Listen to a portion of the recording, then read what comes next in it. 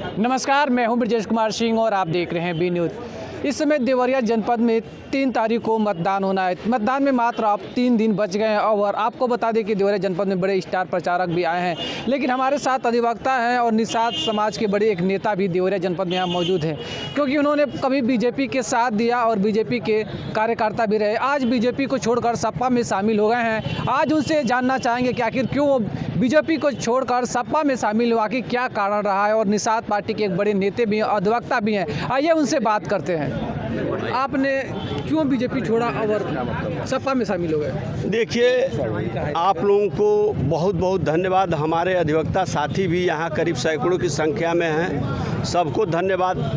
देखिए, ये भारतीय जनता पार्टी को मैं नहीं समझ पाया और मैं भारतीय जनता पार्टी में चला गया, लेकिन वहाँ मैं 3.5 साल रहा।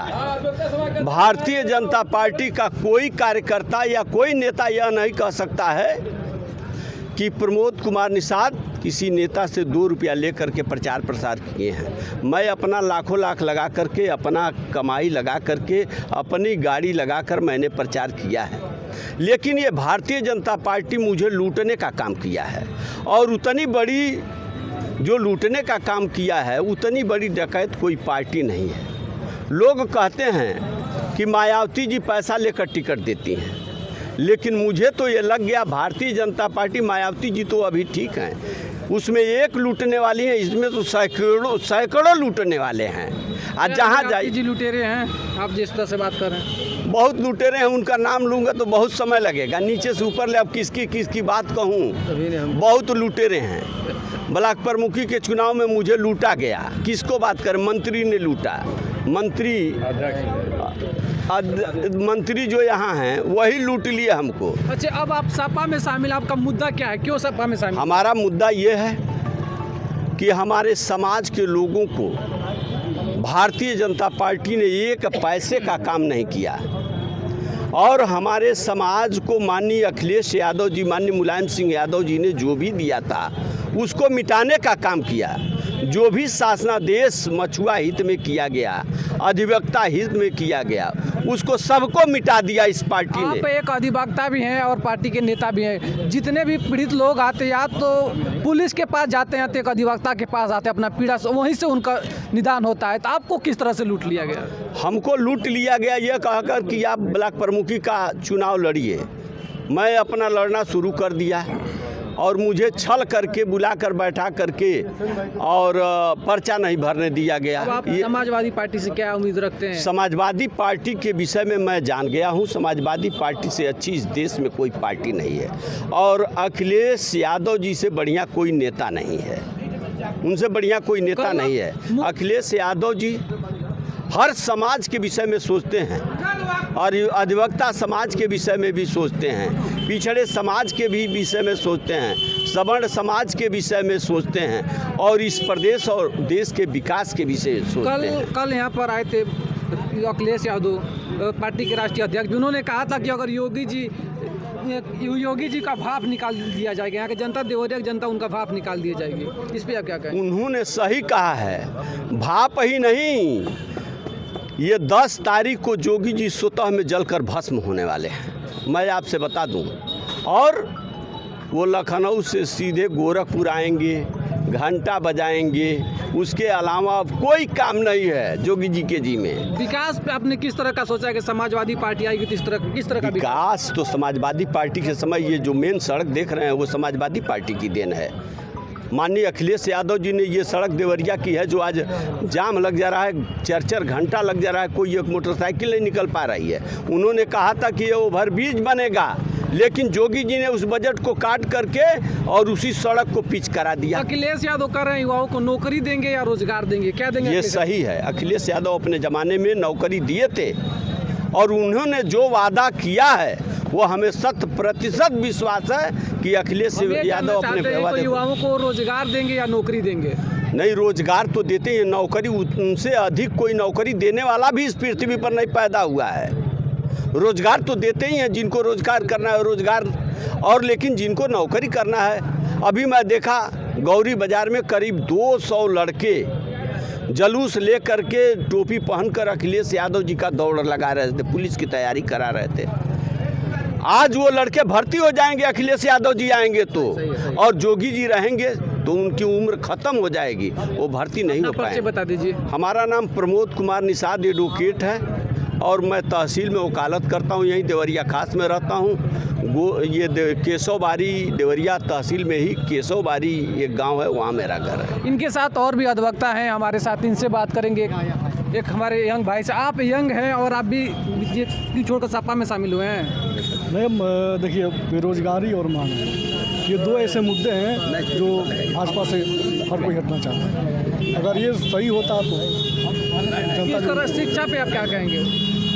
शिक्षा व्यवस्था देखिए, अभी इलाहाबाद में एनटीपीसी का वो जो देखते हैं, अखिलेश यादव कह रहे हैं कि हमारी सरकार आएगी तो आईटी सेल के लिए बच्चों को पढ़ाई करेंगे और स्कूल हर विधानसभा में खोलेंगे। इस पर क्या कहेंगे? इस समय जो विकास हुआ है वो सपा की ही देन, और वही काम जो है भाजपा कर रही है। कोई नया काम भाजपा नहीं है। क्या नाम है आपका? रामजी प्रजापति एडवोकेट। कहाँ, कौन सा विधानसभा के हैं? पथरदेवा विधानसभा। वहाँ बीजेपी ने विकास किया है कि नहीं? आपके पथरदेवा बीजेपी ने कोई विकास, ना रोड अच्छा है ना रास्ता कुछ अच्छा। पहले अखिलेश की जब शासन काल थी तब कैसा था? अखिलेश यादव शासनकाल में रोड बने थे, लेकिन जो 5 साल में ये सरकार रही है, इन्होंने उसका रोड का ध्यान नहीं दिया। फूट गया, लेकिन फिर भी कोई ध्यान देने वाला नहीं। एक और हमारे चाचा जी हैं, इनके सामने कई भी सरकार आई होंगी, बनी होंगी। इस बार फिर एक बार चुनाव बिगुल बच चुका है और मतदान में मात्र 3 दिन बचे हुए हैं। ये क्या सोचते हैं?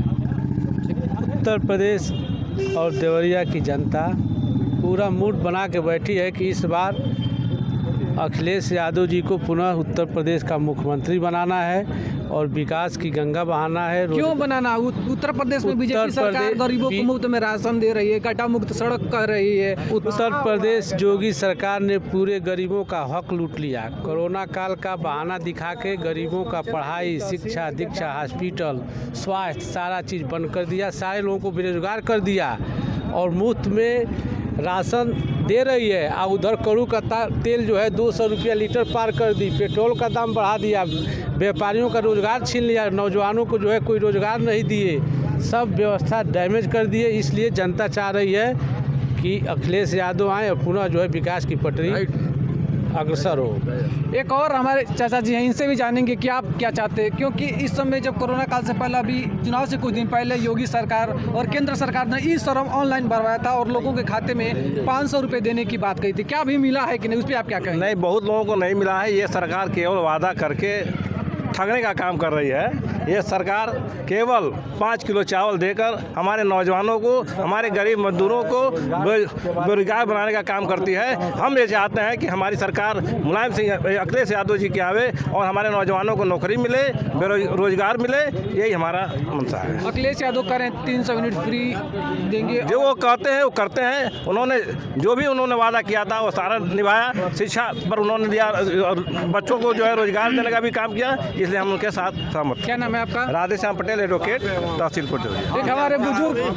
एक हमारे बुजुर्ग चाचा जी हैं, इनसे जानते हैं। चाचा आप बताइए, आप देखिए, आप बुजुर्ग हैं और आप क्या सोचते हैं इस पार्टी के बारे में, बीजेपी के बारे में और सपा के और कांग्रेस, तमाम पार्टी आपके सामने है? देखिए, जहाँ तक पार्टी के बारे में मेरी व्यक्तिगत तो अपनी मान्यता है कि जो पार्टी देश की जनता के, आम आवाम के लिए कार्य न करे, चाहे वो कोई भी पार्टी हो, अगर वो विफल होती है किसी मुद्दों पर। अभी आपने पूछा था, एक मेरे बड़े भाई यहाँ खड़े थे तो आपने कहा था कि राशन बांटा, उसका क्या मिला। मैं ये कहना चाहता हूँ कि अटल बिहारी जी ने जब वो प्रधानमंत्री थे तो स्वतः कहा था कि हम अगर जनता को फ्री में राशन देंगे तो निश्चित रूप से जनता कमज़ोर होगी, गुमराह होगी और उसके काम करने की पद्धति बदल जाएगी। और यहाँ तक एक चीज़ साफ बता दूं, मैं अभी तक किसी ने नहीं कहा कि जो धन इन्होंने लगाया है, आज देखेंगे कि जो भी लोग ले जा रहे हैं तो एक झोला उन्होंने बनवाया है जिस पर योगी जी और मोदी जी का चित्र है। अखिलेश यादव के समय में भी झोला बनवाया गया था, उस पर अखिलेश यादव की फोटो लगी हुई थी। ठीक है, मानता हूँ। मैं ये कहता हूँ कि ये झोला में राशन दे करके और विज्ञापन दे करके वोट पाने और प्रलोभन दे करके जनता से वोट लेना, अब वो समय जाता रहा। निश्चित रूप से उत्तर प्रदेश की जनता और नौजवानों ने इस बार अपना मन बनाया है कि परिवर्तन होना चाहिए और परिवर्तन प्रकृति का शाश्वत नियम है। कोई भी दल एक बार जाता है ऊपर तो भी नीचे आता है, जो भी ऊपर जाता है उसे नीचे आना होता है और बदलना पड़ता है। अच्छा, तो देश में उत्तर प्रदेश में कौन सी सरकार बढ़िया थी? कांग्रेस थी, बहुजन थी, सपा, इसमें बीजेपी थी। अब कौन सा सरकार आपको बेहतर कार्य लगी? देखिए, जिस समय जो सरकारें थी अपने अनुसार कांग्रेस ने भी अच्छा किया और किसी ने भी जो ज़्यादा बुरा किया तो भारतीय जनता पार्टी ने तमाम तरह की विसंगतियां पैदा की। नोटबंदी करके, नोटबंदी के बाद वो क्या बोलते हैं, जीरो बैलेंस पे खाता खुलवाना, देवरिया में DPTL जितने चीनी मिलती, जितने चीनी मिलती, कुछ सरकारें बंद कर दी, कुछ सरकारें उसे बेच दी। कुछ बेच दी। बिल्कुल गलत हुआ। जिसने भी किया मैं उसकी भर्त्सना करता हूं और निश्चित रूप से जो भी सरकार आएगी उससे अपील करूंगा कि ये जो जनता की मुहैया है, जनता की चीनी मिल है, जो सोने का कटोरा जाना जाता था देवरिया, 14 मिलें हुआ करती थी, तो मैं चाहूंगा कि एक ही 2 3 नहीं चाहिए, लेकिन चीनी मिलें चले। और आने वाली सरकार से उदय प्रताप सिंह, एडवोकेट, पूर्व अध्यक्ष तहसील बार। जैसे कि आपने देखा होगा, एक हमारे साथ और चाचा, ये भगवा कलर का कपड़ा पहने, देखिए क्या आप क्या मत जाइए सर, क्या आप कहेंगे? हम रोजी रोटी की बात करने आए हैं। हम स्टाम्प विक्रेता गण यहाँ खड़े हैं, जो भी है यहाँ हम लोग का साल भर से ई स्टैंपिंग की गवर्नमेंट व्यवस्था कर दी है। तो जो नवयुवक हैं वो तो ई स्टैंपिंग कर सकते हैं, जो 60 साल से ऊपर के उम्र के हैं वो कैसे करेंगे? उस चीज़ को जानते ही नहीं है। हाई स्कूल, इंटर मान लीजिए पढ़े लिखे हैं, तो उसको समझने बुझने में समय लगेगा, काम करने में। और हम लोग का रोजी रोटी सिर्फ यहाँ देवरिया ही में नहीं, ऑल उत्तर प्रदेश में कम से कम हमको उम्मीद है कि लगभग 50-60 हज़ार के बीच स्टाम्प वेंडर बेरोजगार हो गए, बेकार हो गए, है ना।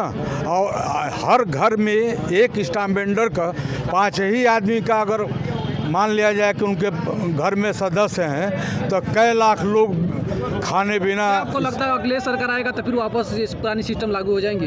ये किसी सरकार की हम बात करने नहीं है, अपने रोजी रोटी की। कोई भी सरकार आवे हम लोग के बारे में विचार करे कि जिससे जो ये सुचारू रूप से काम जैसे पूर्व में चलता था वो भी अब चल सके। क्या नाम है आपका? अशोक कुमार गुप्ता। जैसे कि आपने देखा, बी न्यूज़ की टीम लगातार क्षेत्र में भ्रमण कर रही है। आज देवरिया जनपद के अधिवक्ताओं के बीच, वकीलों के बीच में थी, देवरिया तहसील में। फिर मिलते हैं एक नई खबर और नई जानकारी के साथ। तब तक के लिए नमस्कार, जय हिंद।